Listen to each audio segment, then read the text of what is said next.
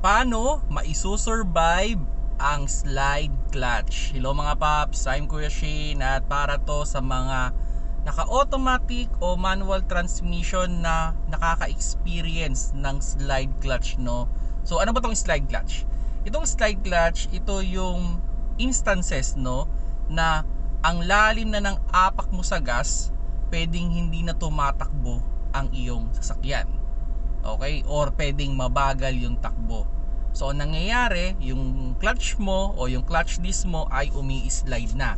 Na supposedly, kumakapit siya at yung power from the engine na mapupunta sa inyong transmission. So, ang nangyayari dito ay pag slide na siya, so hindi na pumupunta yung power, no? O hindi na yung power from the engine hindi na pupunta ng tuluyan sa inyong gulong. So, by the way, ano ba yung mga indication na slide na yung clutch mo?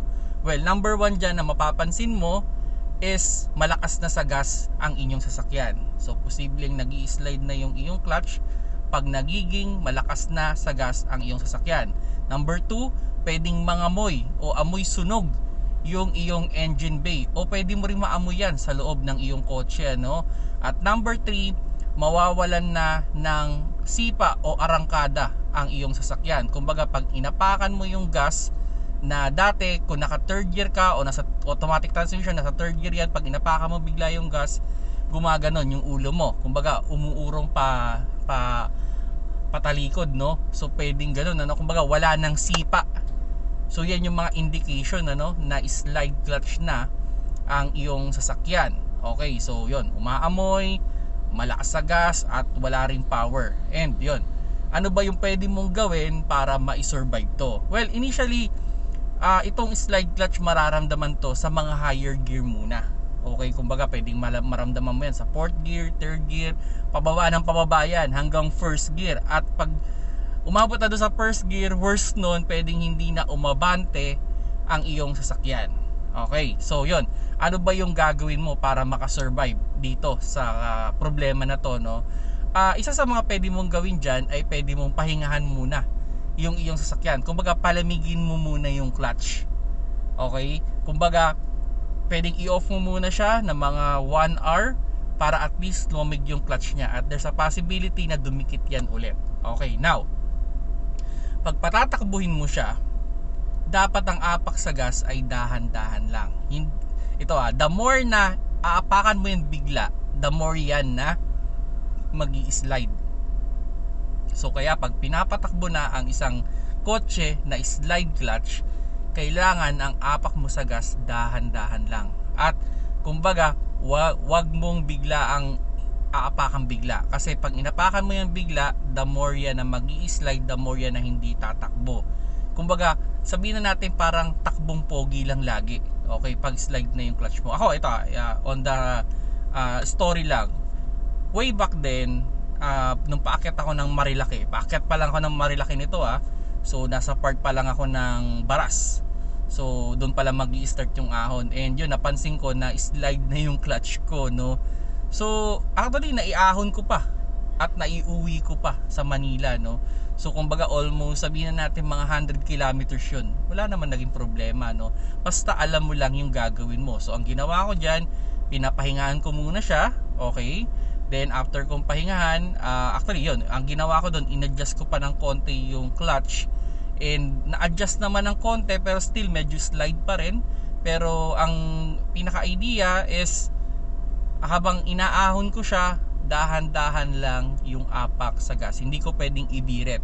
Kasi pag binirit ko yan, magtutuloy-tuloy yung slide niyan at pababa na ng pababa yan. Pwedeng magsimula yan muna sa 4th gear, 3rd gear, 2nd gear, 1st gear, and wala na. Wala nang power yun at mangangamoy na yun. So, ganun lang mga paps, no? Kung sakali man, pag naramdaman na ninyo na slide na yung clutch ng inyong sasakyan, pwedeng pahingahan nyo muna. Then pag pinatakbo ninyo, siguraduhin ninyo na kalmado lang yung apak sa gas. Okay? Huwag ninyong bibiglaing apak. Kasi pag binigla nyo ng apak yan, there's a tendency na magtuloy-tuloy ang slide nyan. At worst, hindi na umandar ang inyong sasakyan. So ngayon, magsasagot na naman tayo ng mga tanong from our YouTube, Facebook at TikTok na related sa clutch. At isa sa mga question is, pag nagpalit ba ng clutch, dapat ba isang set o pwedeng clutch disc lang kasi yun lang naman talaga yung sira? Mas recommended ko, Paps, kung hindi ka tipid mode, isang set sana ang papalitan mo. Huwag mong isa-isahin kasi mahal ang labor sa pagpapalit ng clutch at time consuming, mabigat siya gawin.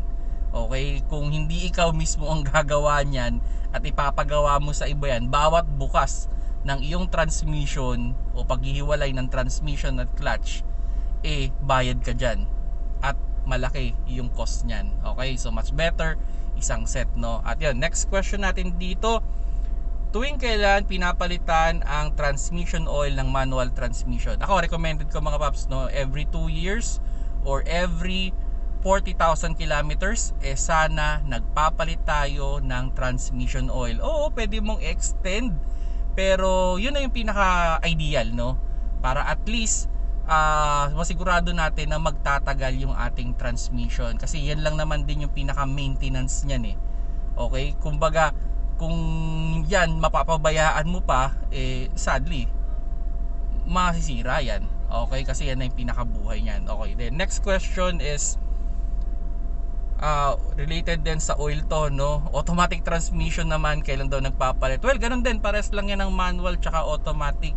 Ideally 40,000 kilometers or every 2 years, sana nagpapalit tayo niyan. Pero sa automatic, usually meron niyang filter, so sana sinasabay mo na yung pagpapalit ng filter para isang trabaho na lang at isang scenario na lang, at para hindi na rin ikaw magka-problema pa sa iyong transmission, kasi isa yan sa mga posible ding cost, kung bakit nagkaka-problema ang isang automatic transmission, yung kanyang filter ay sobrang dumi na. Okay, then yun, next natin na question is, ano naman yung tinatawag na tukod clutch? Well, na-discuss ko na to, yung tukod clutch, ito naman yung pag nasobrahan ka naman sa adjust ng clutch. Kumbaga, parang naka half clutch yung iyong sasakyan. So ang effect nito, para din siyang slide clutch, okay? Pero dito, parang hindi ka naman nakaapak sa clutch, pero parang may nakaapak kasi yung pagkaka-adjust niya ay sobra-sobra.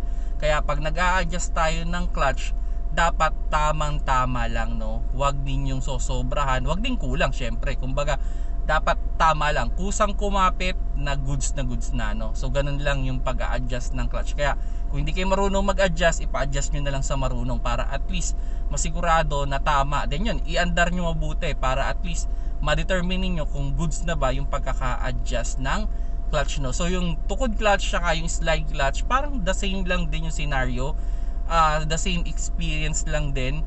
Pero pag nakatukod yan, mas mabilis talagang masisira ang iyong clutch. Hindi yan magtatagal at malakas sa gas din yan. Okay, malakas sa gas, pwede rin masunog yung clutch mo dyan. At worse yun nga, magpapapalit ka rin ng clutch, At yun, last question natin is, magkano bang magpapalit ng clutch sa manual? Depende sa shop yan, Pops, Pero usually, pinakamura yan mga 2,000. Yung iba umaabot ng mga 4,000. Depende kasi medyo mahirap kasing trabahuhin yan, sa totoo lang. Kumbaga, kung isang mechanic lang ang gagawa, pwedeng abutin niya ng kalahating araw para gawin niya lang yan, at mabigat siya gawin. Okay, at hindi rin siya basta-basta, lalo na sa mga front wheel drive na kotse. Tatanggalin pa yung gulong, tatanggalin yung CV joints, marami siyang tatanggalin na component para lang maayos yung yung clutch mo, kaya mabigat siyang gawin. Hindi ka sa rear wheel drive, oo, kaunti lang yung gagalawin, pero napakabigat. Yun naman yung problema, kumbaga napakabigat naman nun. Kaya yung labor medyo may kamahalan. So kaya kung magpapapalit ka niyan, kailangan, sabi ko, lagi sinasabi ko, isang set para wala kang maging problema, at hindi ka pabalik-balik sa mga shop na para ipagawa yung iyong clutch, So yun, mga Paps, kung nagustuhan nyo yung video, paki-like na lang. At kung hindi pa kayo subscriber na aking YouTube channel, press sa subscribe button dyan sa baba. At sa Facebook, click mo lang yung follow sa taas. Sa TikTok, click mo lang yung plus sign dyan sa logo ng Kuya Shane. Salamat sa panonood. Keep safe, mga Paps.